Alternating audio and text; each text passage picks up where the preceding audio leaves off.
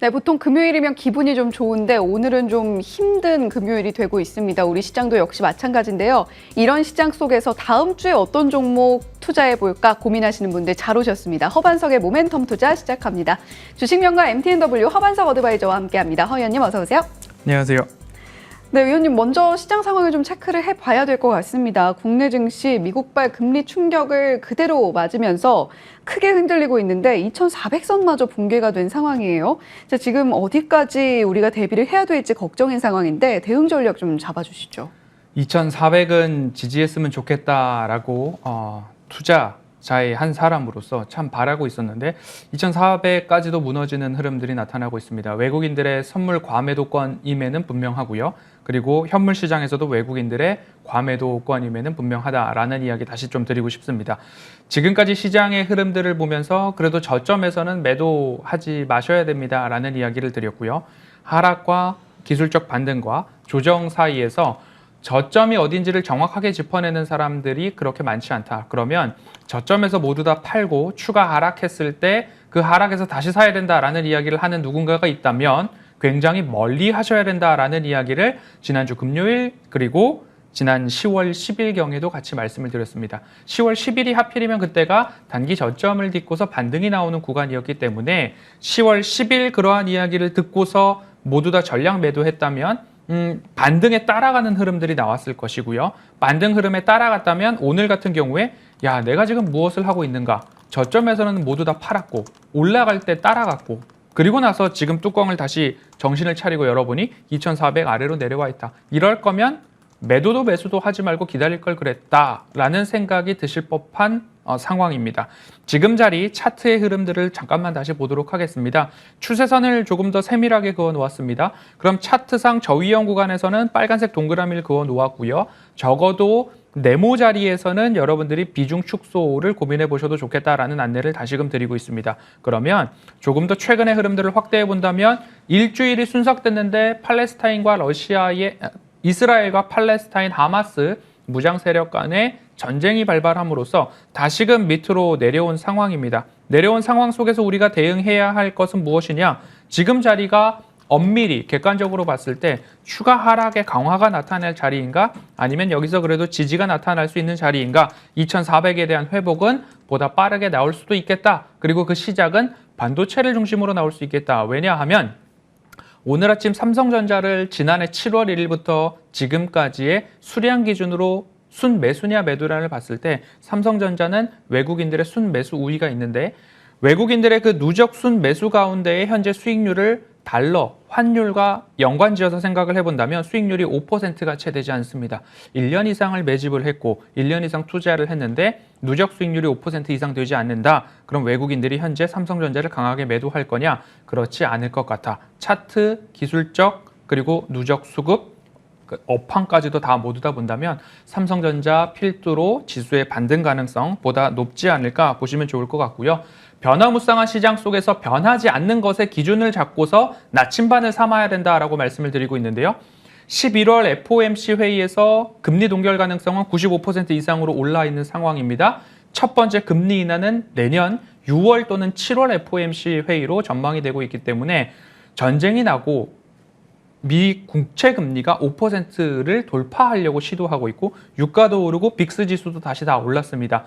그럼에도 불구하고 변하지 않는 게 있다면 금리 인하는 내년 6월이나 7월로 전망되고 있다라는 거죠. 이것을 투자의 나침반이나 닻으로 생각을 한다면 여러분들 변화무쌍한 시장 속에서 그래도 내가 중심을 잡는다라고 한다면 금리 인상 경로는 종료에 다가와 있다. 그리고 한 가지 더 끝으로 말씀드리자면 파월 연준 의장은 추가 금리 인상에 대해서 보수적인 이야기를 했습니다. 초매파적인 이야기를 하지 않았습니다. 이는 무엇이냐? 추가적으로 금리 인상은 하지 못할지언정 파월 연준 의장이 입을 통해서 금리 인상과 같은 효과를 시장에 충격으로 주고 있다. 그럼 이 11월 FOMC 회의를 지나거나 11월 FOMC 회의 직전까지는 시장이 추가 하락 압력이 적어져야 할 텐데 추가 국채 발행에 대한 영향으로 인해서 금리 상승이 조금 더 나오고 있으니까요. 이 변동성에서 여러분들 조금 멘탈 관리에 보다 집중해 보셨으면 좋겠고요. 다시 말씀드리지만 차트 흐름을 보았을 때에는 현재 빨간 색깔 동그라미 구간이기 때문에 매도보다는 조금만 인내심의 영역으로 다시 한번 멘탈 관리에 집중해 보시자라는 안내 드리도록 하겠습니다. 네, 위원님, 저희 AS 종목 들어봐야 되는데 저희 유튜브 채팅창에 아기 반려주식님께서 혹시나 코스피 2300선 아래쪽으로 떨어질 가능성이 있는지 그 부분 궁금해하시기도 하는데 어떻게 보시나요? 떨어지더라도 일시적이지 않을까라는 말씀 드리고 싶습니다. 네. 자, 그래도 그러니까 일시적인 상황으로 보여지는 만큼 우리가 서둘러서 매도할 필요는 없다라는 부분들, 그리고 올라왔을 때 매도를 하더라도 좀 시장이 반등을 줬을 때 매도를 하시는 것이 낫겠다라는 의견 주셨습니다. 자, 그렇다면 위원님, 오늘 AS 종목 어떤 종목 첫 번째로 들어볼까요? 네, 몇 가지 종목을 가지고 왔는데요. 반도체 중요하니까 SK 하이닉스 먼저 가지고 왔습니다. 차트 흐름을 보시면 SK 하이닉스와 삼성전자 같은 경우에는 장기 이평선인 200주선 아래에서 매수하셔야 된다라는 이야기를 꼬박꼬박 드려왔습니다. 그렇게 본다면 SK 하이닉스 같은 경우에는 제가 말씀드린 단가는 95,000원 아래이었습니다. 그리고 VIP 가족방에서도 마찬가지로 SK 하이닉스와 삼성전자 같은 경우에는 200주선 아래 121선 부근에서는 차라리 1년치를 사놓으셔도 좋겠습니다라는 이야기를 드려왔고요. 어김없이 반등이 나왔고 추세 되돌림 자리까지 올라왔습니다. 그러면 여러분들께 말씀드릴 때 제가 어떤 이야기를 드렸냐면 지금 제가 이중 동그라미를 치는 이 구간은 최악의 실적입니다. 최악의 실적이 발표 났을 때 오히려 반도체, SK 하이닉스, 삼성전자는 반등의 지점을 만들어 왔고요. 최악의 실적 다음에 제가 키워드로 말씀드렸던 것은 횡보 구간이었습니다. 그러면 그 횡보 구간이 지금 요 구간 11만 원에서 12만 원 구간에서 횡보를 마무리하는 수순이 아닌가라는 이야기를 꼭 드리고 싶고요. 그 다음 차례는 무엇이냐? 최악의 실적, 횡보, 그 다음 분기는 상승 랠리에 대한 기대감이 있습니다. 반도체 업황에 대한 모습들을 큰 사이클을 두고서 말씀을 드릴 때 최악의 실적, 횡보, 상승 랠리 이렇게 매 분기마다 진행되어 왔던 것이 이번에도 여지없이 패턴으로 들어맞고 있기 때문에 SK 하이닉스를 보유하고 계신 분들이라면 다른 사람들이 다 팔아라라고 할 때 반도체만큼은 팔면 안 된다라고 말씀을 드렸고 팔지 않고 그래도 공포에 추가 매수를 하거나 홀딩 전략을 갖고 계신 분들은 SK 하이닉스 13만 닉스를 보셨을 것이고 삼성전자는 7만 전자를 보셨을 겁니다. 그 다음 차례는 상승 랠리로 좀 보고 있는 만큼 반도체 관련한 주식 종목들에 있어서만큼은 조금 홀딩 전략 꼭 가져가셔야 된다라는 이야기 SK 하이닉스 다시 한번 말씀드리고 싶고요. 이어서 아비코전자를 바로 좀 말씀을 드려보도록 하겠습니다. 아비코전자 차트 흐름을 보면 이 상태입니다. 최근에 제가 말씀드릴 때 이 저점 구간에서 저점에서는 매수입니다. 저점에서 매수입니다. 다시 한번 저점에서 매수입니다. 시장의 흔들림과 상관없이 반도체 중에서 DDR5 수혜 강도 이어질 것입니다. 언제까지? 2040년까지 침투율이 50% DDR5 올라갈 때까지는 그래도 저점에서 여러분들 유지하셔야 됩니다라는 이야기를 드렸습니다. 그러면 트레이딩에 조금 능숙하시다라고 한다면 저점에서는 매수, 반등이 조금 나온 이후에 시장 영향에 따라서 나는 트레이딩을 해볼 거야 라고 하시는 분들은 되돌림 자리 직전 61선 위에서는 일부 비중 축소, 다시 내려왔을 때에는 매수 관점으로 보시기에 좋은 종목 아비코전자 말씀드리고 있고요. 목표가는 적어도 18,000원 언저리 됐을 때 조금 비중 있는 수익 실현 고려해 보시면 좋을 것 같습니다. 네, SK 하이닉스 더불어서 아비코전자까지 에이스 진행을 해주셨고요. DI동일과 휠라홀딩스 궁금해하시는 분들도 많으실 것 같거든요. 어떻게 좀 해볼까요? DI동일 같은 경우에는 저점에서 따박따박 말씀드린 효자 종목입니다. 방송에서 말씀드리는 매 시점마다 매수만 하셨더라도 40%, 50% 이상의 수익률을 달성하셨을 거고 차트 흐름을 보시면 참 친절하게도 매도 자리 꼬박꼬박 안내를 해드리고 있습니다.